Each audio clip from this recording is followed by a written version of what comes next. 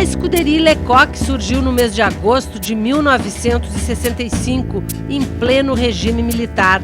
A caveira com 2 tíbias cruzadas foi o símbolo escolhido pela entidade que prestava uma homenagem ao detetive Milton Lecoq, assassinado por um bandido num morro carioca. Os seus amigos resolveram fundar uma associação para perpetuar a memória desse detetive que foi assassinado. A caveira com as 2 tíbias passou a representar o poder e o medo.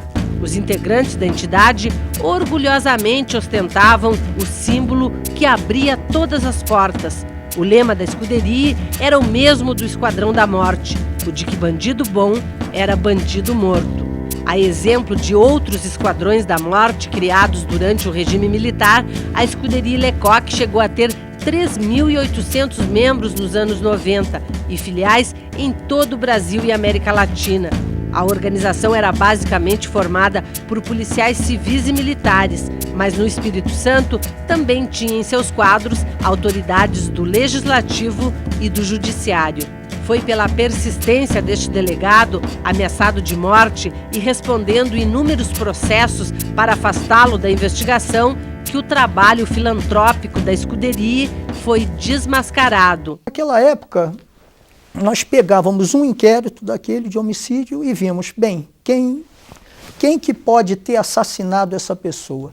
Então vamos ver quem foi que investigou esse caso. Aí dizia o nome do delegado, dos policiais, e aí nós conferíamos se eram associados. Aí, olha, o delegado fulano, os policiais Beltrano são associados da escuderia. No Espírito Santo, a escuderia Lecoq chegou a ser formada por 1.000 associados.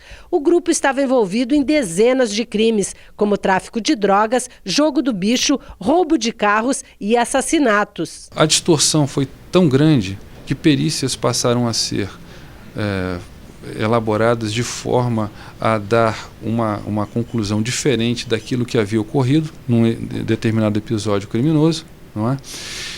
E isto ensejou a impunidade, até porque quem participava da execução era exatamente quem ia investigar o crime. Em 1991, 30 meninos de rua foram assassinados no Espírito Santo. Os cadáveres das crianças entre 10 e 14 anos eram expostos nas principais ruas de Vitória. Os policiais atribuíam os assassinatos a bandidos que estariam agindo livremente em decorrência de greve na polícia.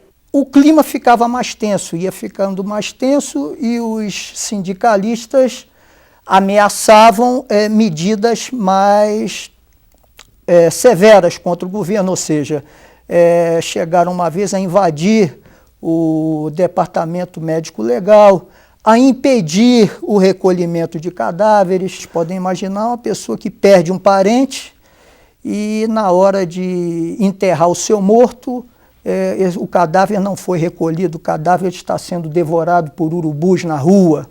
Né? É uma coisa assim muito triste e vergonhosa.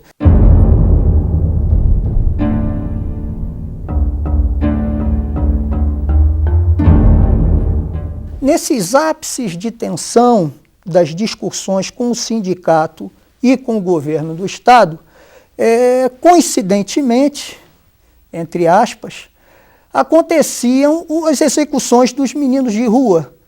E uma coisa interessante, as execuções eram para que todo mundo visse, para o jornal noticiar a falência do Estado. Jean Alves da Cunha, líder dos meninos de rua, foi assassinado uma semana antes de uma viagem para um encontro nacional em Brasília. Para investigar os assassinatos, o governo criou uma comissão de processos administrativos especiais. Movimentos de direitos humanos promoveram um enterro simbólico da Lecoq. Em setembro de 1996, o Ministério Público Federal entrou com uma ação na Justiça pedindo a extinção da escuderia. Nós ajuizamos a ação de dissolução da escuderia Lecoq com um objetivo. Primeiro, extingui-la para que a utilização da pessoa jurídica não propiciasse reuniões onde se tramavam homicídios. Quando você participa, como eu participei, de várias autópsias, e você pode ver menores impúberes de 11 anos, 12 anos, que foram assassinados covardemente com tiros na nuca, né?